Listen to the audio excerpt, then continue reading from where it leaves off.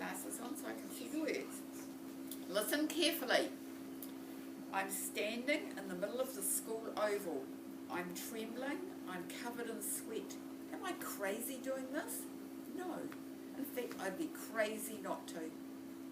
This sort of opportunity doesn't present itself every day. Besides, it's a perfect morning for flying. The sky is clear and it's not too windy. Mr. Pickett, Danny's dad, is running this year's school fete. It's on today. Danny and I have been here since 6 a.m, helping him set up. For the last hour we've been filling balloons with helium. We're going to put them along the school fence and front gates. Who knows what helium does in balloons? Yes? Makes them float. Yes, that's right. We've also got some weather balloons that were donated by the local army disposal store. We've painted a letter on each one, put them together and they spell fate. Who knows what a fate is? Catherine? Is it like not real, is it? No, that's Oh. fake. Yeah. Isn't Fake. it like it's fair?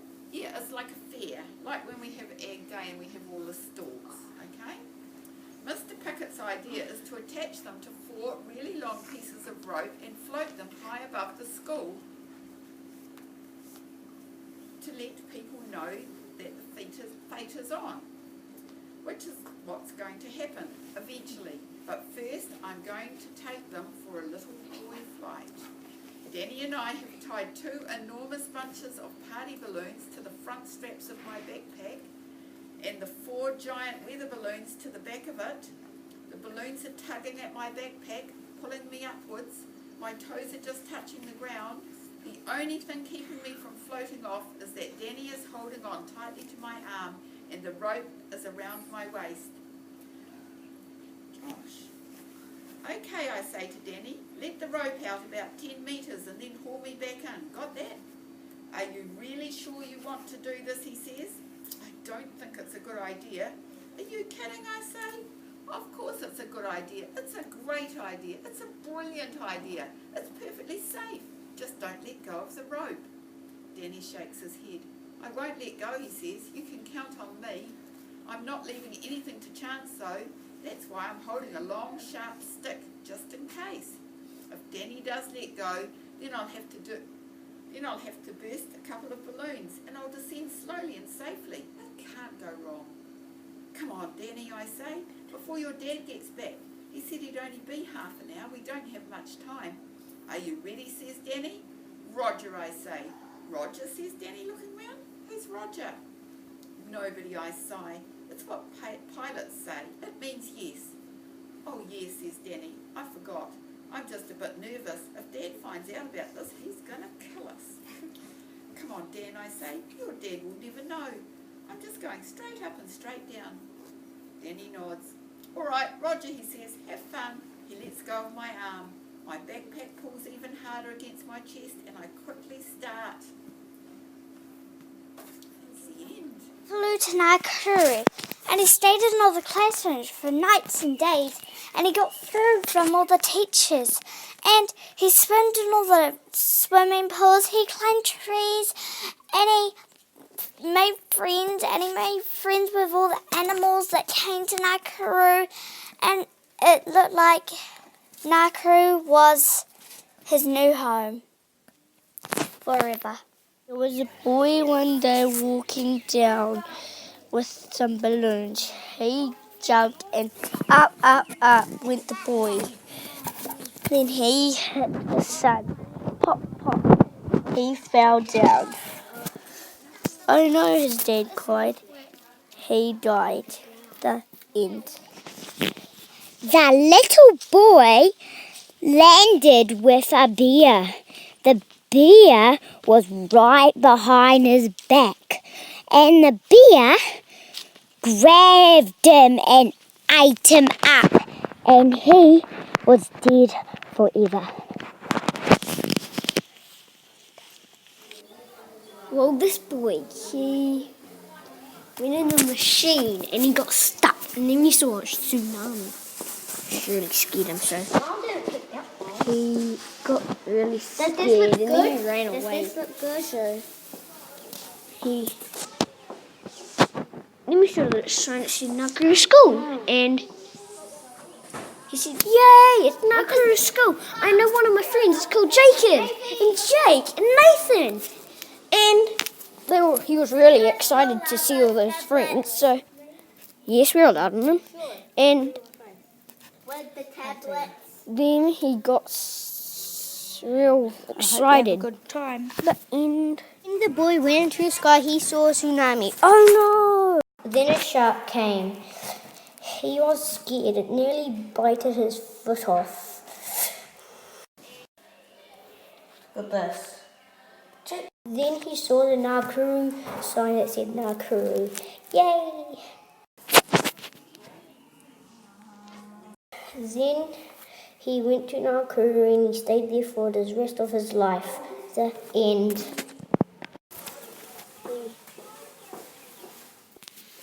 Hold it. Yep, go.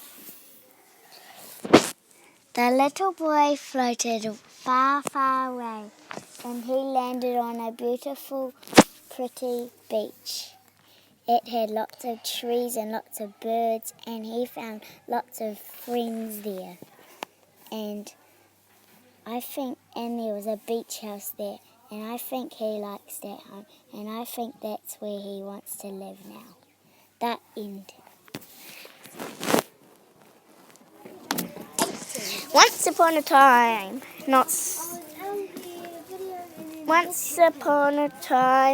there was a little man, and he was in the trees, and he fell in with the balloon. Then the balloon popped when he went to space. Then he went up to space, and the balloon popped. Then he fell down, and he landed on a cow's head, and he landed on his own roof house. Then the end.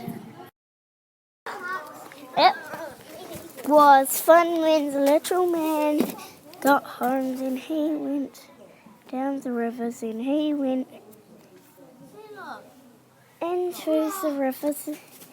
Then he drowned, and a helicopter came along. Then the helicopter man came out with a bucket, picked him up, went to hospital. Then when he was in hospital, he went in a big bed. Then he went over to the big hospital, and then he went over. The end. The person go to Minecraftopia. He crafted a sword. Didn't survive long. It was quite long until night. Ran away from a zombie. But luckily he didn't die. Zombie burned. When it was daytime, he needed rest.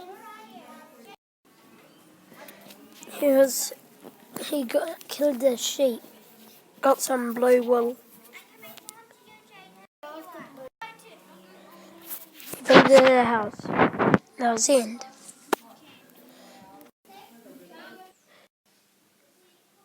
Dave landed on what he thought was a beach.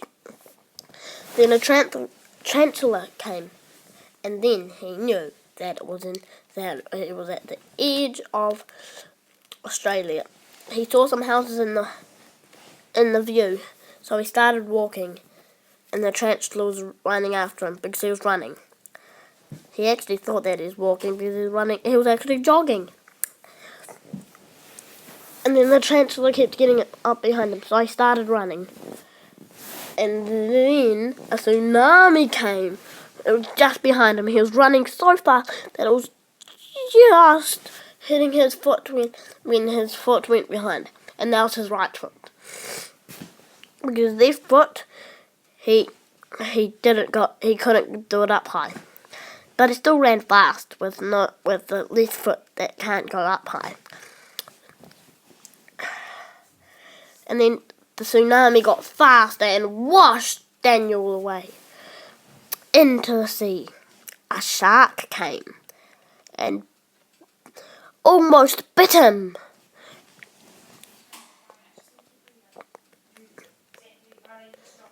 His dad saw him because his dad was in a boat looking around Australia.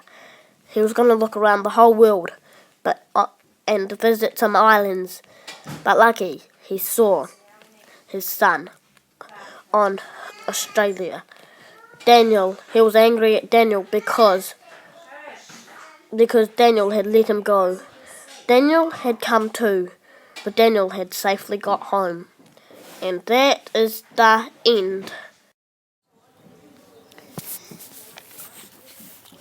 There was a man floating to the Arctic. Okay, record it now. Arctic, and there was 2 penguins.